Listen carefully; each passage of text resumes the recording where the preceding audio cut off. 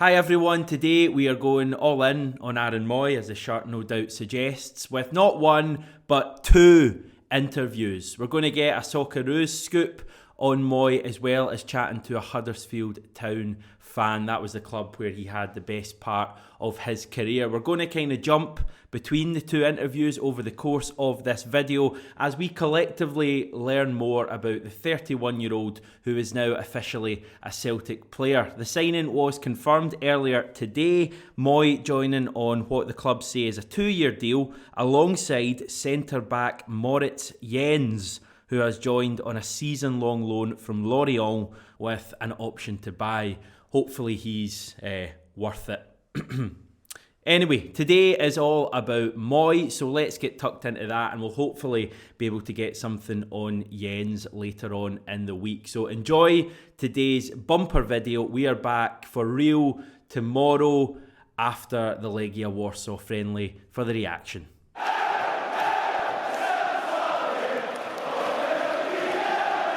Right, everyone, we are chatting to Aussie journalist Tom Williams, who is based in Melbourne. He works for the likes of Kick 360 and Scouted Football. But most importantly for this, Tom has followed Aaron Mooy's career since when? Since he was at St Mirren, the very start. Wow, so you're committed to the Aaron Mooy cause. Absolutely. And he's been a very phenomenal player to watch over those years. And I've really liked watching him play in the A-League, the Championship, and the Premier League for that matter. Not so much China, but... Yeah, we'll maybe come on to that. What's your overall thoughts on this deal, him going to Celtic? It's a really tough one to evaluate before actually seeing how it's going to work out. My first instinct was from an Australian fan perspective and from the perspective of someone that wants to see Aaron Mooy or the best for Aaron Mooy. I'm a little bit concerned just because I know from watching Celtic, I watch Celtic quite a lot, obviously with the Ange connection and the fact that they play such phenomenal football, is that Celtic have quite a few good midfielders, particularly in those advanced areas. We saw at the end of last season, Hatate really came into his own. Even Matt O'Reilly, who was brought in, looked very good. And even on top of that, you've got David Turnbull who can play those positions. Callum McGregor played a sort of deeper position last season, but can play in those more advanced positions that Aaron Mooy likes to work in. So I'm a little bit concerned as to whether Mooy will get enough opportunities for minutes to get himself prepared for the World Cup. But ultimately, I have no doubts whatsoever that if Mooy is given a chance, he'll take it because he's such a phenomenal player on the ball, off the ball, and his technical quality should really shine, I think.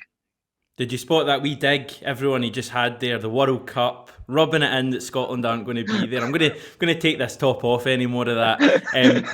Where does Aaron Mooy fit into that midfield you're chatting about? Then is he a kind of player who would play deeper? There was a bit of debate already on the channel yesterday when I said he was a kind of number 6. A lot of people say no, he's more of an attacking player. I know that in the recent games for the Socceroos, he has played in that deeper role. Yeah, it's such an interesting question because normally when you're talking about Aaron Mooy as a player, you get two different perspectives. You get the sort of Australian fan perspective, which is firmly in the camp of Aaron Mooy as a number 6. He's a more sort of defensively minded midfielder, or sort of not defensively minded, but he's someone that's going to help progress the ball from the back four. Whereas a European fan who's watched him play for Brighton, who's watched him play for Huddersfield, has this image of Mooy being this maverick roaming midfielder who can play an advanced 8, who can play as a number 10. And I've seen both. So it's more like I know that he can do both, but in terms of where he fits in to Celtic, my sort of worry is that when Mooy plays that number 6 position, he plays it quite similar to how McGregor plays it. Like Moy's not the most mobile player, but he's very, very good on the ball, like McGregor. Sprays passes around, really loves a sort of like a looped diagonal ball as well to the other side of the field. He's really good at that, really good at playing disguised passes along the ground. But what Mooy won't do is he won't cover ground very well at all. And I understand that Hatate is phenomenal at covering ground. So is O'Reilly. So that could certainly be offset if he was playing in that number 6 position. But I would have concerns about, given how good we know that Callum McGregor is, whether Mooy is too similar a profile or whether if he was being signed to play that position, whether he'll actually get minutes, especially with Bitton leaving as well. Moy's definitely not someone who's going to play that position like he does. It's worth placing into the context, though, that the reason that Moy plays as a number 6 for the national team is more a matter of necessity rather than design itself. It's because Right. the Australian national team has a lot of these players, even you'll know, Jackson Irvine, sort of Riley McGree, who is playing really well at Middlesbrough, Dennis Jonro, who just got promoted to League One with Toulouse, Connor Metcalf just got a transfer to FC St. Pauli, who almost got promoted to the Bundesliga. These are all players who can't start for Australia, and that's without even mentioning Rogic, right? So our first choice midfield pairing is like Irvine, Rogic, and Moy. And the problem is there, you're trying to fit in 3 quite offensively minded players into the same midfield, and that's without even considering Hrustic and where he fits in there. So the point is that we've tried to fit all 4 of those players into the same midfield, and it hasn't really worked.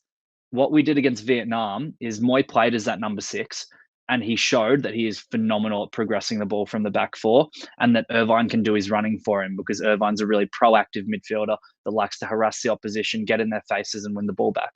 So that's the reason why Moy is a number 6 for Australia. I think if in a perfect world, if we had, say, Casemiro as our number 6 for Australia, or Busquets or something like that, then Moy would be playing more advanced up the pitch. But the problem is we don't. We don't have a good number 6 at all who can destroy or break up play. So Moy plays that role, and he plays that role brilliantly. So I guess the long-winded answer there is, I think irrespective of which role he plays, I think he'd do well. But I personally enjoy seeing him sort of with the shackles off, playing in a more advanced position. Right, we're chatting to Huddersfield Town fan Richard from the And He Takes That Chance podcast. Now, Aaron Mooy enjoyed the best time of his career at Huddersfield Town between 2016 and 2019. Richard, your pal at the podcast, who I don't have a name for, described him as being the best player you've had for 50 years. That's a mega statement. Yeah, that's my pal Matt. Wow, yeah. I mean, there's people that watched Huddersfield a lot longer than me that said the best midfielder they've ever seen. Yeah, sensational player. I mean, when he came to us, he signed a bit of an unknown, really, from Manchester City. Not a lot of people had known a lot about him as well. And when he left us, he was just like, with the Huddersfield was in mourning, really. It was incredible. A softly spoken guy, mate.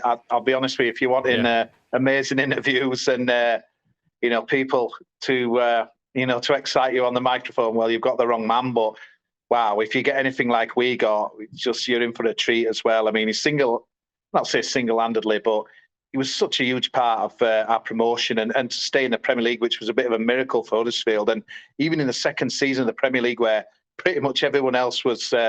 Standards were dropping and we were kind of heading down like the Titanic, really. Aaron Mooy, again, single-handedly trying to keep us up as well. I remember a game at Wolves that second season in the Premier League where he was sensational. He got 2 goals, one from a free kick, one from, I think, we were just outside the area at Molineux, and we won that day. And we were 14th then. I remember thinking, wow, we've got half a chance of doing it again. But after that, it was best forgotten, really. But yeah, what a signing. And he really was the man who made us tick. And yeah, honestly, I think I'd say that he definitely are the best player that I've ever seen at Huddersfield as well. And I think that first season as well, he got the winner at Ellen Road. Leeds, obviously, are kind of our rivals. And we were away that day. And honestly, I think legendary status was assured then in September. He'd only come in like July, August. And but then after that, he just went on and on and on. Sensational footballer.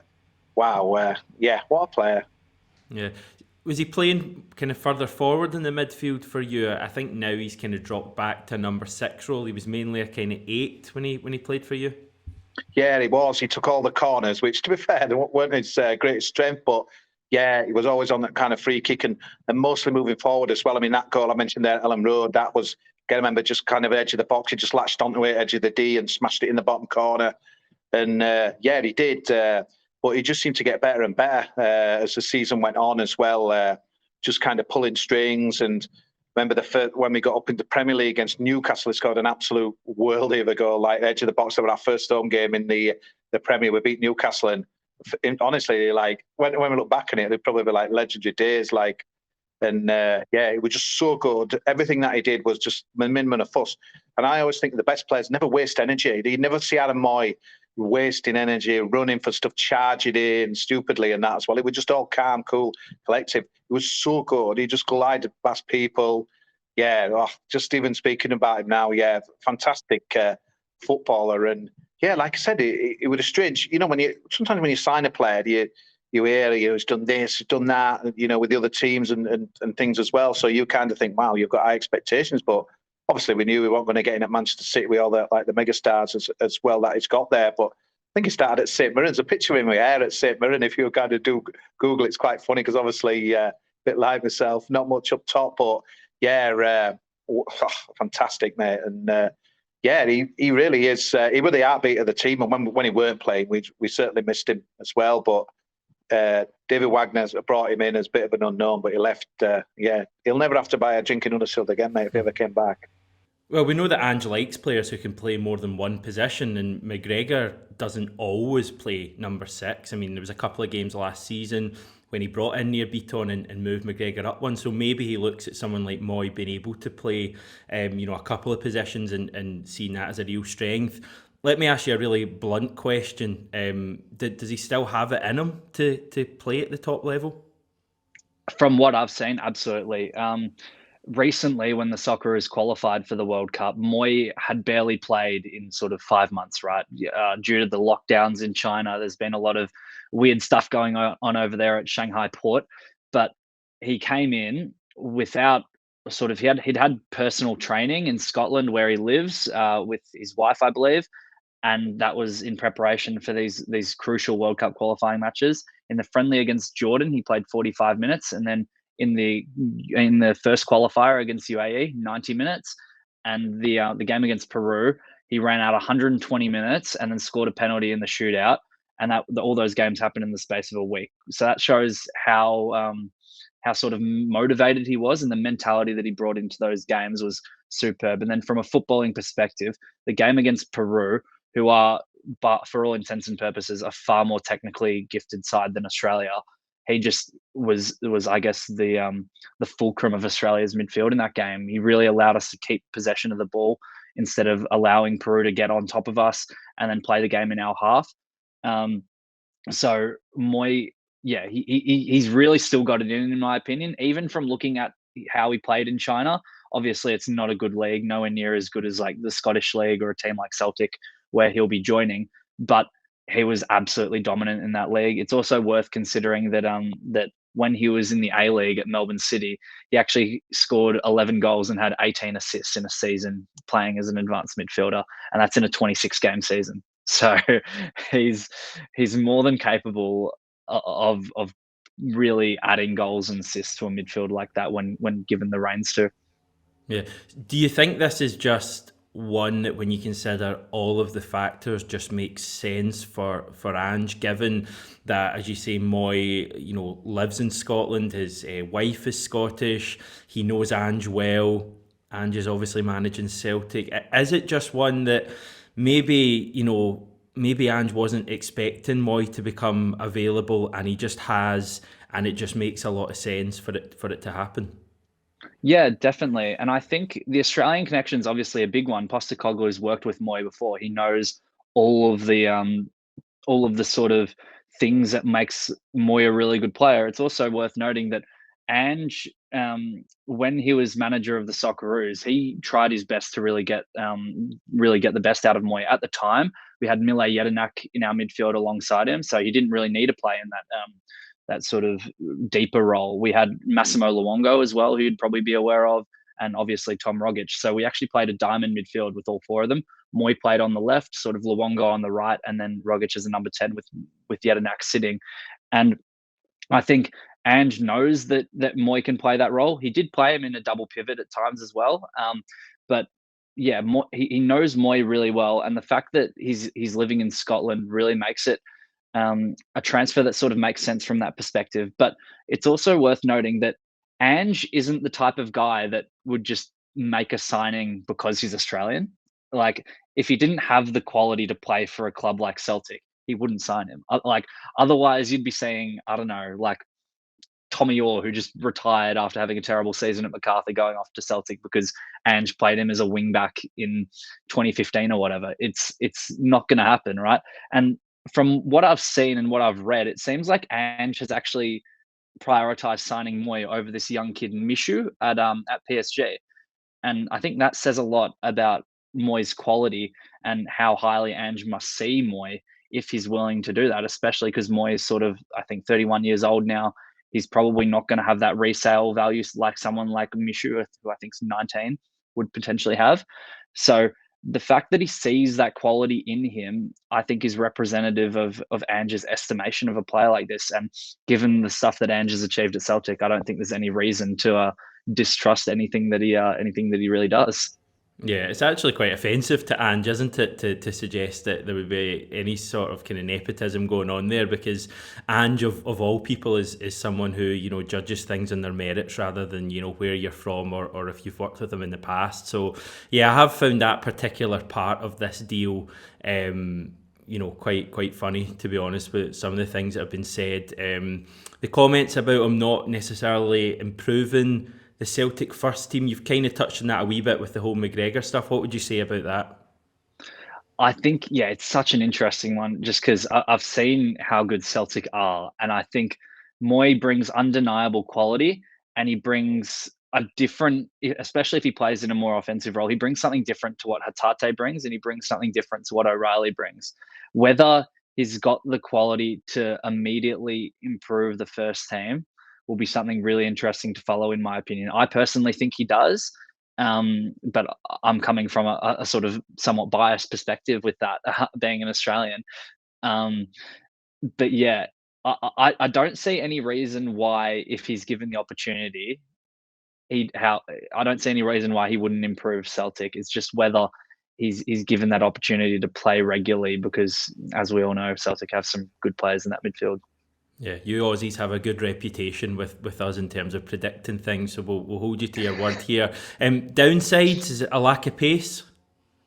Yeah, that would definitely be Moy's biggest downside, in my opinion. It's not even sort of just a lack of pace, because he actually gets around sort of quite well. It's the fact that he doesn't accelerate very fast and he's got very poor lateral quickness. So one thing that I noticed with Moy playing as a single pivot for the Socceroos is that sometimes would be really susceptible to conceding goals in transition, just because when say the right-sided midfielder in the midfield three doesn't support the fullback, then it's Moy's job to sort of come across, and he just won't do that because he's not got that lateral quickness to get across. But other weaknesses I'd say is that Moy isn't the greatest at receiving with his back to goal. He more prefers it on the half turn, and when he's got time to turn, he's really good at calming it down there and being pretty press resistant. But if someone's like really harassing at the back of him, sometimes he can have this sort of knack of just playing like a curled pass the other way when he doesn't need to, or just losing the ball in an unnecessary fashion. But apart from that, he's such a high level footballer in terms of his IQ, in terms of how he keeps the ball under pressure with the game in front of him, and in terms of even set pieces, for example. Like we know you've got Carter Vickers, who's quite a set piece threat. So Moy from corners and from indirect free kicks, he's very, very good in those situations as well. Yeah, everyone I've spoken to people who have worked with him in the past, people who know him, people like yourself who have watched him, they all say the set pieces are kind of an underrated part of his game. And, you know, we've got David Turnbull who can take a good corner, but we've not really had... Corners and set pieces in general haven't been a weapon for us for so long. And I think we've actually got some decent players in the air, you know, Carter Vickers, Starfelt, Giakoumakis, etc. So if we can get, you know, good quality balls into the box, then that would be great, and maybe Moy can provide that. When Aaron Moy's at his best, explain, you know, what you're watching. What is he doing? Oh, he's creating, he's scoring, he gets on that kind of set pieces as well. He's just really, really good. Just glides past players. He's not a guy who will, like say, hog the limelight. You'll be looking to get many interviews out of him and that as well. But free kicks. He's just got such a sweet striker of the ball. A lot of goals he scored were kind of, edge of the box stuff and that as well. So he knows where the back of the net is as well. So I think you guys will be guaranteed, I don't want to kind of jinx him here, but at least 10 goals as well. But yeah, he is.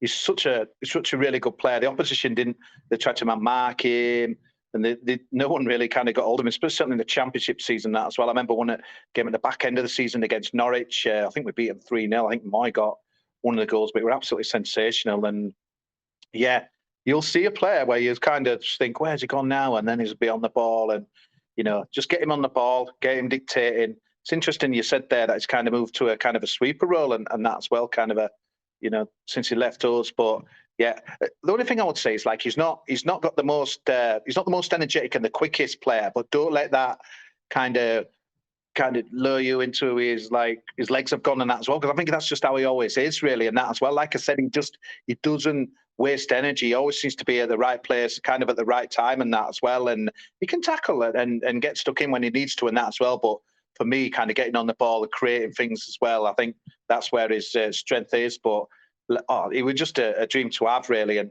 I think, like I mentioned there, in the second season, when pretty much all other standards of players that had really peaked and achieved miles more than we ever dreamt at Huddersfield were kind of dipping, and Aaron Mooy was still sky high as well. So it just shows the quality. Hopefully, he's kept himself in good shape as that as well. Did he go to China, I think, after? Yeah, so obviously that's, it's not a good standard as you would say, Championship, Premier League. So, but yeah, over to you. I hope you get a bit of swan song. He's 31, isn't he still? Is he 31? So, yeah, he's still got a lot to offer. He looks like he's 45, doesn't he? But he is, honestly, I think he'll be such a favourite, for Celtic Park. And I think the fans will love what he's got to do. And it's interesting I suppose, I don't know if he spoke to anyone from St Mirren when he was a young guy and that as well. You wouldn't believe, would you, that he kind of went from that to us. But yeah, just anytime you mention his name, I just smile, because everything he did was just class, man. Yeah, he does like a tackle as well, as you said. In fact, this image that people can see now of him tackling a familiar face there. He did turn in a host of Championship clubs as well this summer. Norwich City, Middlesbrough, Swansea City, all mentioned. So I guess that shows that, right now he still has decent pedigree. That would be the one thing, maybe people watching this, listening to your gushing comments, maybe saying 3 years ago, what about now? But there were still, Norwich, Middlesbrough, Swansea, quite big Championship clubs in for him this summer.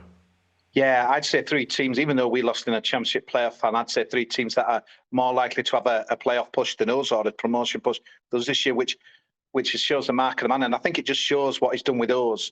Obviously, that Championship season, I'm not saying he single-handedly got us up, but he was on such a massive part of it that obviously the recruitment teams at them 3 clubs you mentioned think that, he can do the same for us and that as well. But yeah, the fact that he's gone, obviously must have enjoyed his time in Paisley at St Mirren and Scotland, but I'm really excited to be watching him and that as well. So I was really chuffed, to be honest. Obviously, you don't want him to go to a promotion rival. It'd be interesting to see whether we're pushing again this season. But I was just thinking, anyway, it's kind of, I just thought when Swansea got sounds a bit rude, but it kind of feels better than that, really, and that as well. So yeah. I'm chuffed that he's going to get his name and lights up with you guys as well, and hopefully, he's still sharp and still as good as he is before, and Big Ange can get the best out of him up there.